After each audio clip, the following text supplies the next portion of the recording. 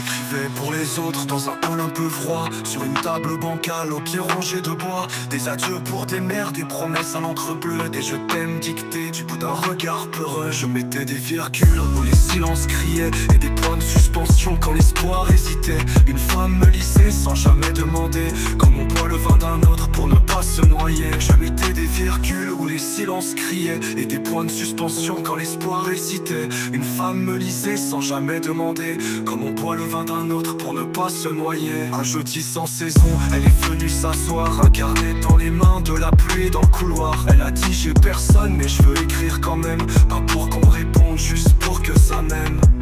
Ces mots sortaient brisés mais portaient des éclats, comme un miroir fêlé qui renvoie droit le choix. Elle parlait d'un garçon, d'un chien, d'un feu de paille, et moi j'étais la page qui recueillait sa faille.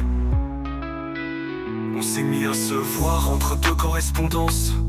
Les phrases devenaient moins tristes, moins denses. Elle laissait des oublis, des miettes de parfum et des points d'interrogation au creux de mes matins.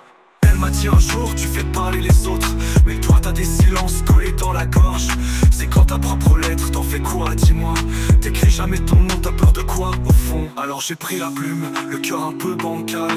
Écrire sans dicter, c'est marcher sur du cristal. Mais ses yeux me relissaient et ses mains notaient, comme si mes brouillons pouvaient se corriger. Un train l'a emporté, un matin sans pardon, sans préavis, sans adresse ni ponctuation.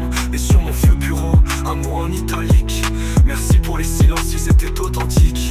Depuis j'écris encore mais je signe parfois un prénom oublié, ou bien peut-être le mien. Et quand un cœur me parle dans un souffle à moitié